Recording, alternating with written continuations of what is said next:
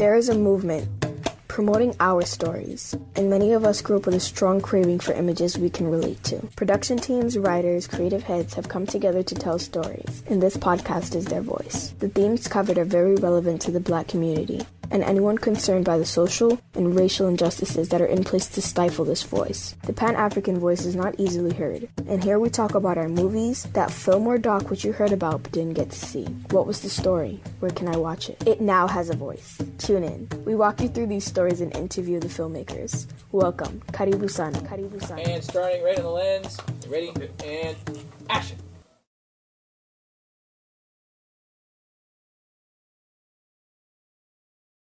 Hello, everyone, and welcome to the Pan-African Film Podcast. This episode is quite special because we're connecting something that we're quite passionate about at the podcast and at Tazita in general, which is linking the literary world with the film world.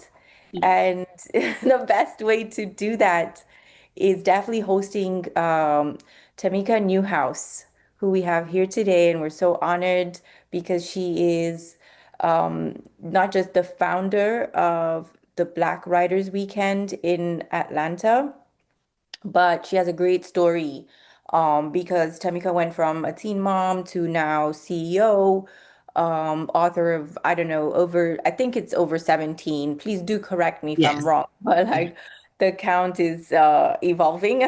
Yes, it's She's still growing. she's still growing. And so she's got numerous bestsellers and the winner of she's been on bestseller lists for sure. And she's the winner of I think it's 8 African American Literary Awards. Yes. So just kudos to you, Tamika. Thank you for joining us on the Pan African Film Podcast. Well, thank you And for having me, my darling. yes, thank you. We really want to focus on, what Afro literary culture looks like, what it looks like for you, how it translates to film. And we're going to talk a lot about your 2 documentary films. Tamika's done Traces of Mika, which is a visual memoir, and also is currently working on Dear Black Writer. So 2 documentaries. Yes. Welcome. And yeah, feel free to tell us more about your career background. I'd love to hear more about your objectives for each of your initiatives, but whatever you want to start with. You know what's interesting is that I used to purposely dream as a kid. I grew up as a PK kid, which is preacher's kid. So I was very heavily in church, and I didn't always blend really well with my peers. So I would create stories in my mind. I would play my cassette. I would play my CDs, and I would just visualize spaces that probably didn't exist at all, or I just thought were not obtainable. And I used to dream about exploring the world. I also used to create short stories and escape into my own storytelling. And I told my mother at 12 that I was going to grow up and be this famous authoress, and I was going to move to Atlanta because Atlanta back then in the 90s was like the Wakanda. Like we just knew like you go there, you're Black, and you're going to be excellent. And I just knew that that was what I was going to be, not what I hoped for. I just felt it in my spirit that that's what's going to happen. And life happens. Things happen. You lose people. You grow up. There are circumstances. I became a young mother at 16, and I got distracted with obligations and things that I had to do. And I eventually found my way back to writing after the passing of my mother. And that book that I freehand wrote called The Ultimate No-No was the novel that opened up the doors. I self-published at 20. I launched my publishing company at 21. And my organization, AMBC, which stands for African Americans on the Move Book Club, the same year. And I began to create experiences like events around storytelling because I had a book out. I was independent and I needed people to know that I existed. And that's how I discovered hundreds of more Black writers. And I said, well, I'm going to talk about y'all books because there are so many of us. And it seems like the media keeps talking about the same group of writers. And so my mission became to elevate and amplify the underdog, including myself. And essentially that's what I'm still doing today. Awesome. That's very inspirational, I think. Your story is very, I want to say unique, but in each of us, obviously, there's something unique Yeah. and special, but I think it touches a lot of people because it is relatable. I think some people believe that obtaining goals or living out your dreams is so hard, but honestly, it's just certain tools and consistency that you need.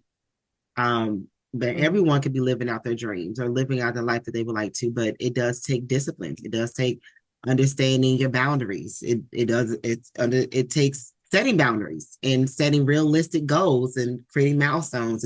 It's all obtainable. And so I like to kind of just share my mhm. adversity with being a teen mom, being also a motherless child, and doing everything on my own while raising children on my own. It was not the easiest experience, but I think about life and what it looks like if I get there. And that's what kept me motivated.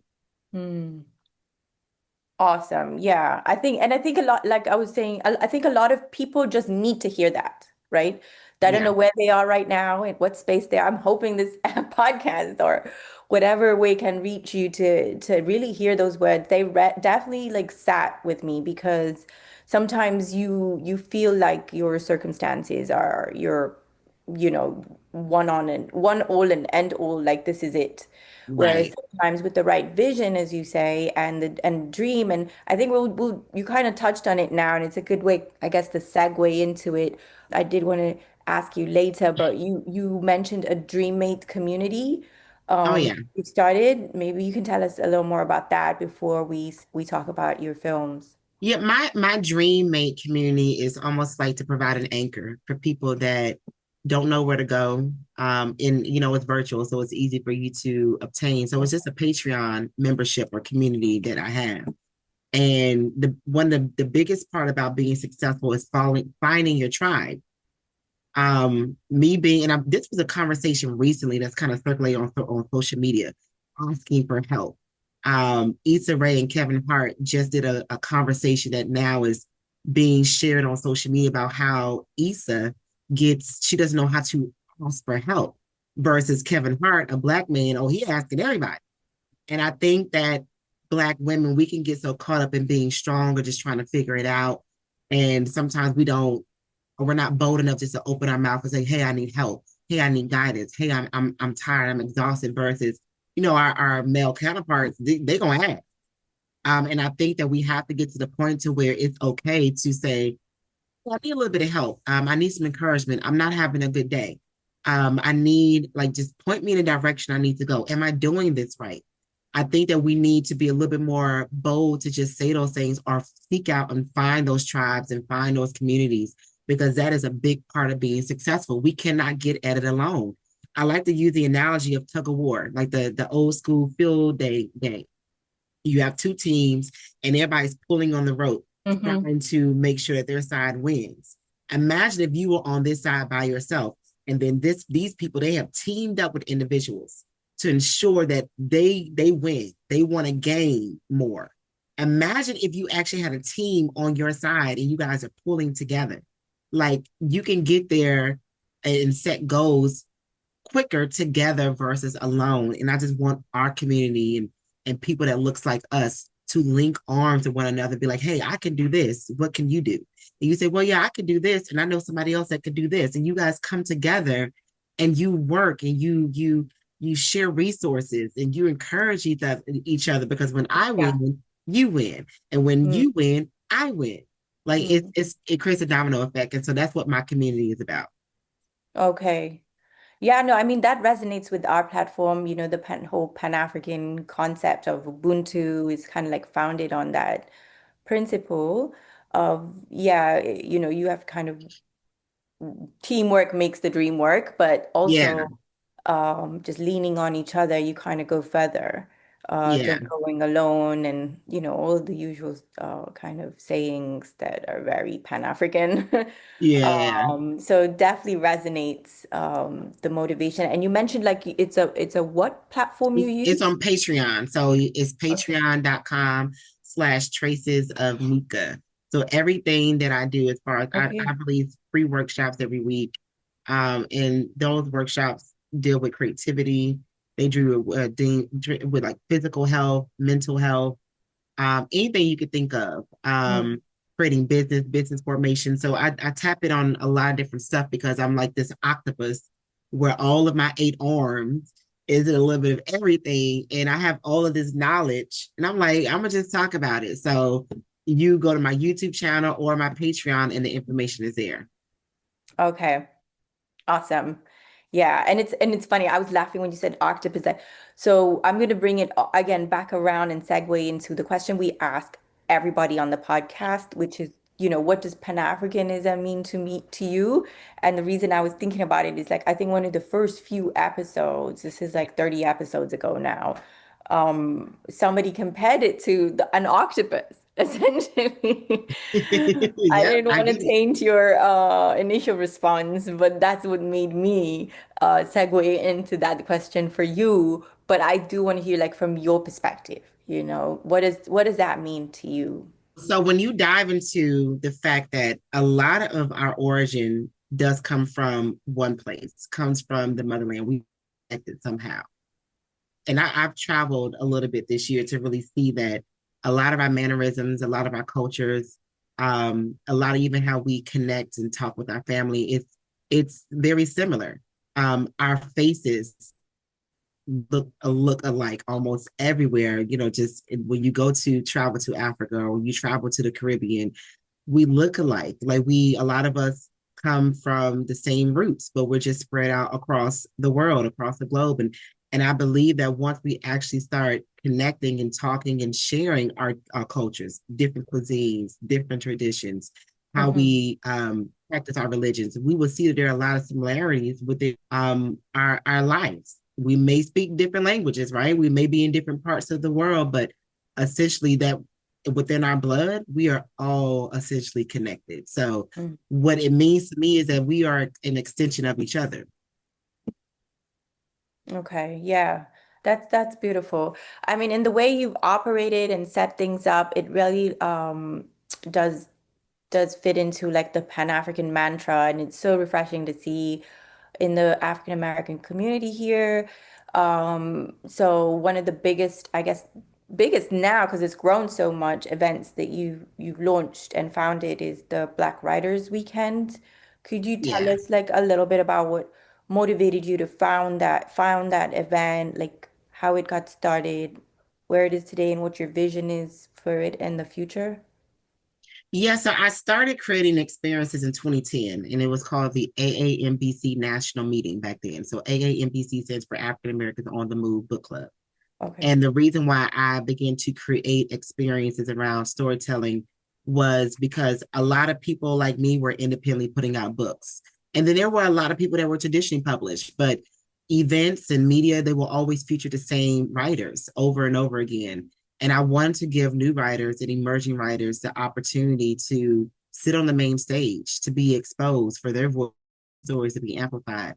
And so I began to create content around book signings, around author readings, around film screenings, infuse that with impactful conversations, infuse that with music and food and social media when social media came about and podcasting, to show that there is a lot of different ways that we can share our stories. And it's the Black Writers Weekend. This is my 11th year hosting it in Atlanta, Georgia. When I moved here, I changed the name to Black Writers Weekend because I wanted to be inclusive. I wanted to share that this is a space for all creatives to be able to learn, to grow, to build resources and connections. So Black Writers Weekend is always, well, now it's always the first weekend in August in Atlanta, Georgia.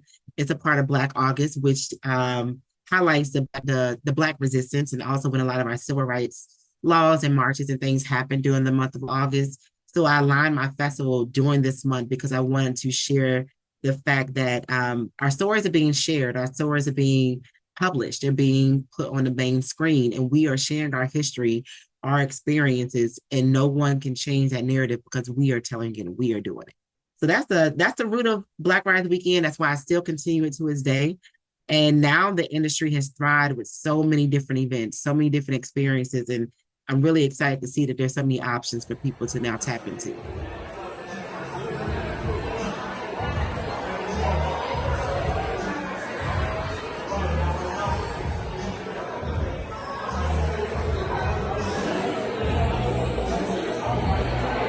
Writers Weekend Influencer Mixer, Atlanta, Georgia.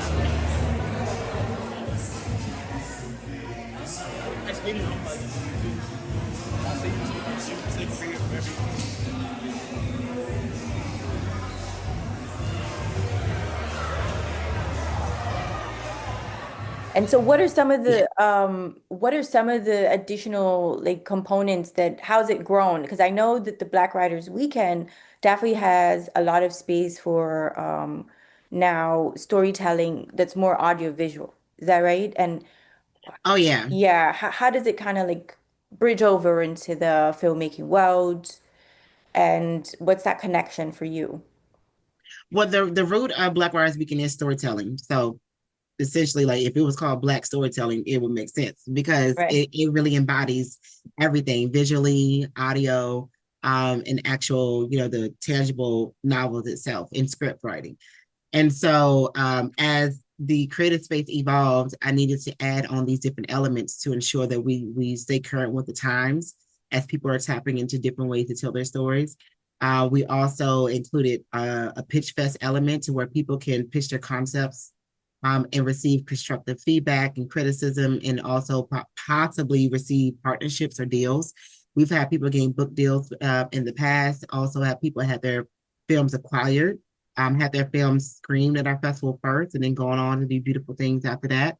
But a lot of it is to be intentional with people that we put into the room. So there are a lot of events where you can go and listen to people talk about how they made it, and and how it worked out for them. But we want to make sure that our conversations aren't like that. It's almost like a master class in real time. Like, how do you master your journey by listening to some of the actual tools and tips that they did? And so that's what I know for a fact that Black Writers Weekend presents, which is resources and opportunities. Okay, awesome. Yes. And that's really essential for bringing our just elevating our narrative, right? In terms of how we present ourselves.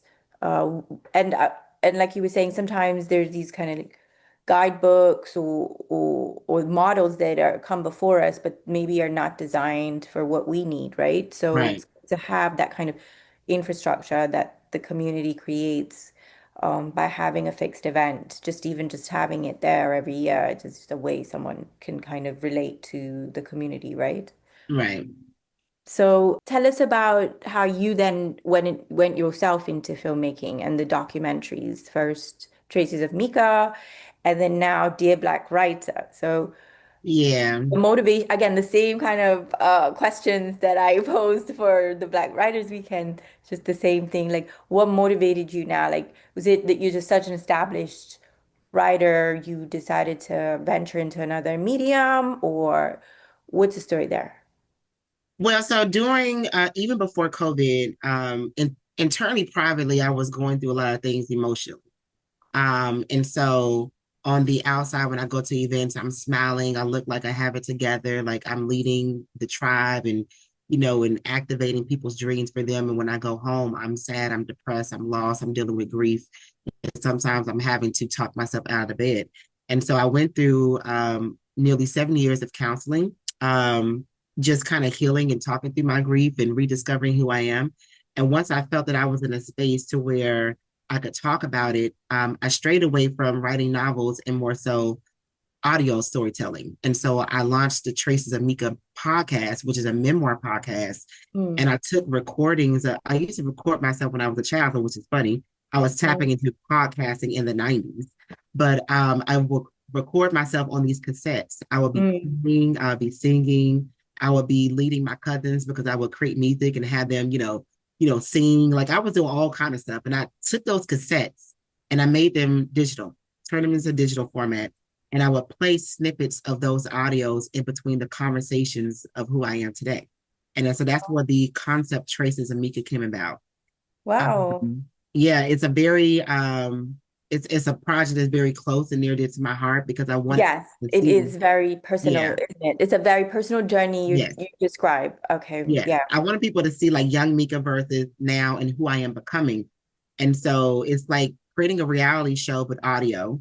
And then eventually I started doing on camera. So creating these conversations in person, bringing on people I used to date, bringing my friends, people I used to work with, yeah, former flames, brought them into the conversation, brought my children into the conversation. We would talk about life, love, dreaming, mental health, forgiveness, all those things like motherhood, being a motherless child, like all those things, very, very raw. And I took it a step further with the visual memoir, which is the documentary that's now on Tubi and Prime. And I wanted to take the chapters of me talking about healing and talking about losing my mom and talking about the toxic co-parenting experience I had to go through, not getting motherhood right, like figuring that, how to do that and healing with my children and practicing forgiveness and understanding. And Yeah. so I wanted to then go back home to my roots in Fort Worth, Texas, and reconnect with my family post-COVID and show that the work is still there. There's still work to do. There's still work that I have to overcome and just love on my people while they're here. And thank goodness, I did it when I did, because most of my elders are still here. My mother was the first to pass over, but they're getting older now, and I recently lost two this year. And Oh, so now, like, it's about healing, and I like to be the person that leads by example. I don't want to say, hey, you need to do this, and then I'm not doing it.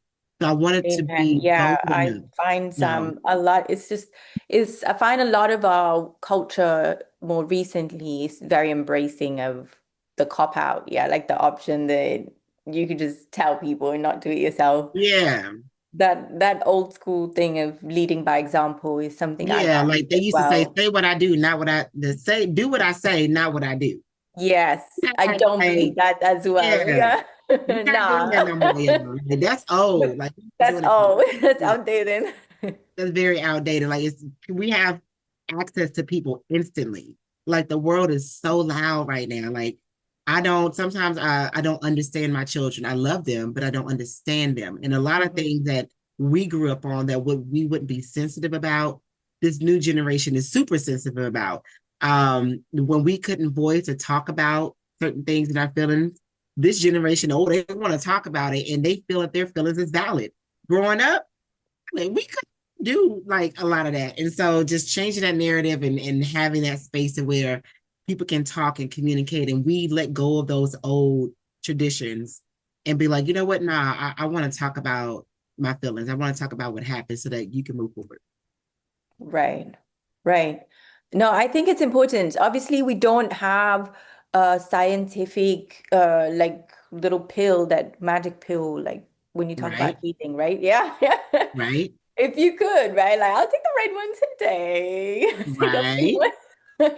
It would be awesome, right? But and I think also in terms of healing, because of what our communities are gone through and are still going through, there isn't that kind of data to even say this has worked here and this has worked there. Um, Right. but like you said, it's more kind of in depth by leading by example, and just want to commend your bravery, like you're some type of superwoman, Tamika, It's a lot because because, a lot of people be essentially, like, you put your whole story out there like that, and yeah, I'm like, you put oh your my God, when you put your business out that's there, so you're giving brave. That's people all I can permission to say. talk about it. So it Yeah. you have to Did be you get a bold lot of enough. that? How did you Yeah. cope with that? It's if you don't like what you're hearing, then change the channel. If you connect with what you're hearing, then that excites me. Opinions of my choices in my life doesn't really matter. Um, you Mm. get from it what you are supposed to. But I don't really bother myself with the opinions of strangers. I just move about life how I would like to, authentically, and just attempt to be as genuine as possible. Yeah, that's beautiful. Yeah, it's beautiful. And like I said, to me, you just sound like some superwoman, so brave. That's all I can think of when you say what you've put out there, because like I said, there isn't like a playbook, but it's good to No. have representation out there of similar stories like that people can relate to, even like you said, if they just grab bits and pieces of your story as an example, not to feel alone. I think it does help in terms of not continuing to make decisions where we do think we are alone, where we do think we're the only person going through all that, and that it's the, like I said, the only solution for our lives. Like this is it. Right. and how things can change with a proper vision, right? With that dream mentality that you talk about. Yeah, it's I mean, once y'all get through, and this is for anybody that's listening, I mean, when you're in it, you're in it and it sucks. It could be heavy, it could be you don't want to really want to face it, you don't want to deal with it. You could be upset, you could be bitter as well too, because these are just the cards that you were dealt. Like these are just the circumstances that you have to deal with. And what kept me kind of pushing through is that I just believed that this was not it for me. Mm. And I began to speak words or speak things into my life that I wanted to be true. So if you want to be happy, then say I am happy. If you want to be more financially stable, say I am financially stable. If you want to be healed, say I am healed. Um, and you say those things and then you do the steps and you just live and breathe every day. Do well, mean well, and good things will come to you. Yeah. No, I'm laughing because it sounds so simple, like when you say it, but like that practice is actually really big, right? Like especially that first step for sometimes for people who I know it has been for me in my journey. And that's one thing I always want to say to everybody is like just start, right? Especially the new generation. Like nowadays they like think, oh, but this is just it's gonna already stop, or like, oh, but I'm already gonna, do this, and they're already because everything's so instant, they're already thinking about the next thing. That Yep. starting can sometimes be like, oof, like the biggest mountain, right? And it's Yeah, just the one biggest step. mountain. Yes. But I tell people this is very simple. If you were to stop right now, are you okay? Is this the life that you want? Is this good enough? And if the answer is no, then you just got to dust yourself off, push through the adversities, cry your way through, run your way through, whatever you need to do to Yeah. mentally get there. Because if what you have now is not good enough, when you stop, if you stop, then you have to be okay with what you have allowed yourself to receive. Mm. No point in walking around sad, no point in walking around bitter or being jealous because you chose not to push forward through those moments, through the uncomfortableness. So I just tell people, think about that. If you don't like where you are right now, then just ain't nothing else to do but to keep going. That's the Yeah. answer. Right. Yeah. Be that change. So awesome. And then so everybody watch Traces of Mika, and I mean, we might as well say it here now, but at the end, again, we can repeat it. It's available on Amazon, you were saying, Yep, Prime and to be. Yes. and Tubi. Okay. Now moving on to Dear Black Writer. How Okay. did that come about? And what again is the style, the visual style? Is it a similar visual style? It's also a documentary, right? It's a They're both documentary. featured, and so because Yeah. Dear Black Writers in post at the moment, so it's not. Yes, it's in post. And so it's more so like it's like a mockumentary a little bit. Because sometimes I talk to the camera, but then there's added commentary as well. But it shows the journey of my work and why I pay homage to Black writers. And so I talk about the history of why I set into this role, the importance of it. And I show that through the lens of the actual Black Writers Weekend Festival, like showing all the good, the bad, and the ugly, the people behind the scenes that's making it work. And we share our experience, we share how we feel in the moment. And so the reason why I wanted to do this is because the space where people are now creating these type of events is very crowded. It's a little bit saturated. And sometimes you will come across events and people that are just wanting quick ticket sales so they can lace their pockets. And I wanted to remind people the reason why we do this. Like we got to remember our history. We got to remember how this country got started. We got to remember why we build communities, why it's important for us to build communities, why we should support each other, why we should continue to share our stories. And Mhm. so, Dear Black Writers is just me having a conversation with the world, just about the work that we do, why we do it, and we're here to stay, Mm. and we will continue to evolve in this industry. I love it. So, I'm loving everything I hear, Tamika, but in particular, what resonates for me is the continuity, right? Sometimes, especially, like there's these, yeah, we're gonna do this and that, but like the to have that commitment to something that's for ourselves, we're just so flaky with each other, don't you think? Yeah, Haven't you yeah, found? So that's what I'm loving about your mission. the way you've set yourself up, the way you're bringing everyone together, and just the transparency with which you're doing everything is really beautiful. And so it sounds like Traces of Mika, which is so personal, focuses more about on your like emotional journey, would you say? And then the Dear Black Writer is more like an ode to what you've created professionally. Yes. Okay. Yeah. Okay, well, I can't wait to see that one too. Yeah, we're Um, gonna have a snippet that we're gonna release during this year's festival. okay. So that'll be like the first look. So anybody that's coming to Black Rights Weekend, you'll be able to see it. We're gonna show us a snippet at our film fest on that Thursday, July 31st, and then we'll show it on the main stage each day on Friday and Saturday. Now, in terms of like, uh, you also mentioned like the growing the Black Writers Weekend. Like, what's your vision for, say, 5 years from now? Well, Um, 5 years from now, I see me not being as hands-on. I see it kind of growing and doing its own thing.